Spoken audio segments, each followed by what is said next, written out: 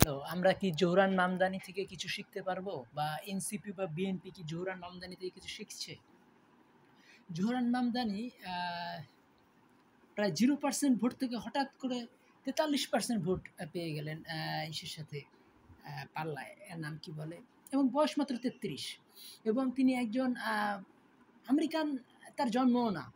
যেমন বারাক ওবামার বারবার বলা হচ্ছিল যে তিনি হাওয়াইতে জন্মাননি, তিনি আমেরিকার বাইরে জন্ম। কিন্তু আ নাথিং টু হাইড। এই জোহরান মামদানি কিন্তু ডাইরেক্ট বলতেছেন, জোহরান মামদানি কিন্তু ডাইরেক্ট বলতেছেন যে আমার জন্ম উগান্ডায়। তো তিনি মাত্র ৮ বছর আগে আমেরিকার নাগরিক হয়েছেন। তো এই জোহরান মামদানি, তার বাপের বাড়ি হলো গুজরাট, মায়ের বাড়ি হলো পাঞ্জাব।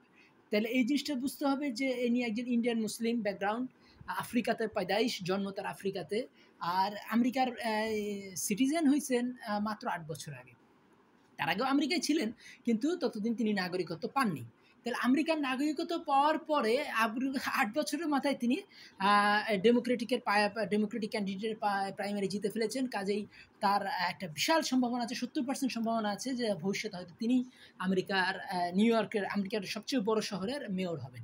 তাহলে এটা যদি পারে, তাহলে আমাদের এনসিপির কম বয়সের ছেলেপেলে কি রাজনীতি করতেছে, তারা কেন এইরকম মানে খুব দ্রুত জনগণের মন জয় করতে পারতেছে না?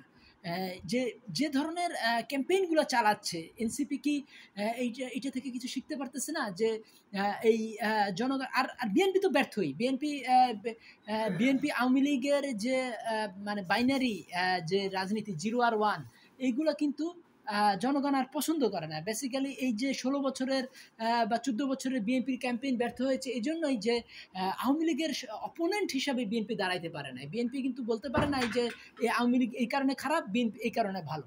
তো কাজেই এরপরেও কিন্তু এই যে গত ১ বছর ধরে বিএনপি বলতে পারে যে আমাদের ভয়েসগুলোকে, তারেক রহমানের ভাষণকে তারা টেলিকাস্ট করতে দেয়নি, কিন্তু এখন তো টেলিকাস্ট করতে পারে। এখন তো গত ৮-৯ মাস ধরে তো BNP free to preach everything. কিন্তু তারা এই জনকল্যাণে কি কথাবার্তা বলতেছে, এনসিপি জনকল্যাণে কি কথা বলতেছে, জনকল্যাণের কথা কি বলতে হয় সেটা কিন্তু আমরা এই জোহরান মামদানির কথা থেকে শুনতে পারি।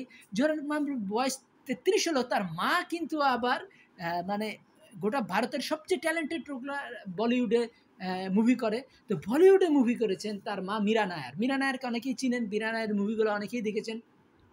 তো কাজেই এবং তার বাবা হলো গিয়ে মিসিসিপি ইউনিভার্সিটি পলিটিক্যাল সায়েন্সের টিচার। তো কাজেই একটা ট্যালেন্টেড ব্যাকগ্রাউন্ড। মানে একটা ছেলে যখন ৩০ বছরে যেগুলো পড়ে, উনি ১৬ বছর বয়সে পড়া শুরু করে দিয়েছে। এটা মানে বুঝতে পারাই স্বাভাবিক যে তিনি মীরা নায়ারের ছেলে। মীরা নায়ার তার ছেলেকে অবশ্যই ভাইটাল পৃথিবীর চমৎকার বইগুলো পড়ার জন্য সহযোগিতা করেছে। ঠিক আছে, তিনি তার ব্যাকগ্রাউন্ডটা ভালো, কিন্তু এই যে এনসিপির ব্যাকগ্রাউন্ড তো ঢাকা ইউনিভার্সিটি ব্যাকগ্রাউন্ড। তারা তো ঢাকা ইউনিভার্সিটি থেকে ৫ বছর ৬ বছর মানে ওখানে ঢাকা ইউনিভার্সিটি থেকে ৪ বছর পড়া, অনেকের ৫ বছর লেগে যায়, কারণ সেশন জট আছে। তারা ঢাকা ইউনিভার্সিটি কী শিখলো? তারা তো সেইভাবে কথা বলতে পারতেছে না যে জনকল্যাণমূলক রাজনীতি। এনসিপি বা বিএনপি যারাই ভবিষ্যতে সরকার গঠন করুক, বিএনপি বলছে আমরা ২/৩ গঠন করব, মেজরিটি পাবো। এনসিপি বলছে আমরা ২/৩ মেজরিটি পাবো। তাহলে এনসিপি এবং ইনক্লুসিভ রাজনীতির কথা বলতেছেন জোহরান মামদানি। তিনি বলতেছেন যে আমাদের হরাইজনটা বড় হচ্ছে, আমরা বিভিন্ন রাজনীতিবিদদের একত্র করব। তাই তিনি বলতেছেন যে আমি একজন এশিয়ান, আমার বিরুদ্ধে অনেক সিনেটর প্রথম দিকে বিরোধিতা করলো, আস্তে আস্তে প্রত্যেকটা সিনেটরকে আমি আমার আস্থায় নিয়ে আসতেছি। তো কাজেই বাংলাদেশের যারা এই এনসিপির কিন্তু একটা বিরাট সৌভাগ্য হলো যে তারা প্রথম থেকেই তারা বাংলাদেশের সবচেয়ে ট্যালেন্টেড লোকের মধ্যে যিনি পড়েন এই ডাক্তার, মেডিকেলের ডাক্তার, তিনি হলেন গিয়া এই এই নাম কি বলে পিনাকি ভট্টাচার্যের আশীর্বাদ পেয়েছেন। এবং তাদের এখানে কমেন্টই করছে, শুধু কমেন্ট করলেই হবে না, তাদেরকে এনসিপি লিডারদেরকে নতুন ফর্মুলা আবিষ্কার করতে হবে। মহাত্মা গান্ধীর মতো, মহাত্মা গান্ধী কীভাবে স্পিরিচুয়াল লিডার ছিলেন, মহাত্মা গান্ধীর রাজনীতিবিদগুলো পড়তে হবে তাদেরকে, জিন্নার রাজনীতিগুলো পড়তে হবে। আমি এই শেখ মুজিবের রাজনীতি হয়ে আমি সাজেস্ট করি না, জিয়ার রাজনীতিও কিন্তু খুব একটা বিরাটভাবে এই সমস্ত ইনক্লুসিভ ছিল। যে সব মানে জিয়া একটা কথা বলতেন, I make politics difficult for the politician. তিনি এত চমৎকার করে কথাবার্তা বলতেন, সমস্ত দলের লোকেরা বিএনপিতে এসে যোগ দিত। তো এনসিপি কি এরকম চমৎকার কথা বলতে পারেন না, যাতে করে এই নূর, তারপরে এই যে আরেকজন আছে ব্যারিস্টার ফুয়াদ, তারা যাতে এনসিপিতে যোগ দেয়? যাতে এনসিপির একটা ভায়াবল একটা কিন্তু আমরা দেখতেছি যে উমামা ফাতেমা উল্টা এনসিপি ছেড়ে চলে গেল। এটা কেন হচ্ছে? এনসিপিকে ইনক্লুসিভ রাজনীতি করতে হবে, বিএনপিকে ইনক্লুসিভ রাজনীতি করতে হবে। বিএনপিতে যার হার্ডলাইনার আছে তাদেরকে বলে চুপ রাও, এখন এখন তোমাদের কথা বলতে হবে না, এখন কথা বলতে হবে সবার রাজনীতির কথা, এই জিনিসপত্রের দাম কম করার কথা, তারপরে এই যারা জনগণের মানে ট্যাক্স কম করার কথা, এই গরিবদেরকে বিভিন্নভাবে ইসের আনার কথা, দ্রব্যমূল্য স্থিতিশীল রাখার কথা, বিদেশ থেকে ইনভেস্টমেন্ট আনার কথা, বা বিদেশে জনশক্তি রপ্তানি করার কথা, মানুষকে টেকনোলজিক্যাল নলেজ দিয়ে জাপানে পাঠানোর কথা, যেটা আমাদের ডক্টর ইউনূস বলছে।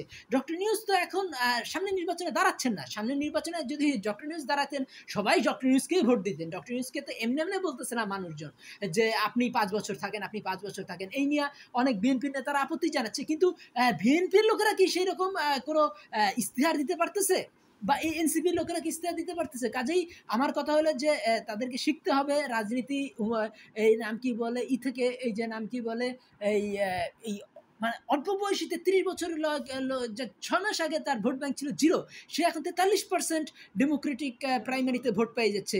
এবং যিনি অ্যান্ড্রু কুমো, যিনি একজন গভর্নর ছিলেন এবং তার বাবাও গভর্নর ছিলেন, তাহলে তিনি দাঁড়াইছেন একটা মেয়র পদে, তাহলে তাকে হারাই দিয়া, তাহলে এই যে যারা এই পারিবারিক সূত্রে রাজনীতি করতেছে, যারা কথাবার্তা বলতে পারতেছে না, বা এই অমুক ছিল তমুক ছিল, তাদের থেকে যারা এই যে যারা এনসিপি যারা আসলো, যারা আন্দোলনে, যারা ব্যাটেল হার্ডেন্ড, যারা একটা যুদ্ধ করে আসছেন, যারা যারা করে আসছেন, এই যে নাম কি বলে এই একটা আন্দোলনের ফলে যারা বিজয়ী আসছেন, সে নাহিদ কেন চমৎকার চমৎকার কথা বলতে পারতেছে না, বা যেই এই নাম কি বলে যারা আরও এনসিপি রাজনীতি করতেছে, বা যারা বিএনপি রাজনীতি করতেছে, বা যারা নূর রাজনীতি করতেছে, বা আরেকজন হলেন গিয়া ব্যারিস্টার ফুয়াদের কথাবার্তা কিছুটা হচ্ছে, কিন্তু সবাইকে ফুয়াদ হতে হবে, এক ফুয়াদ গিয়ে তো দেশ চলবে না।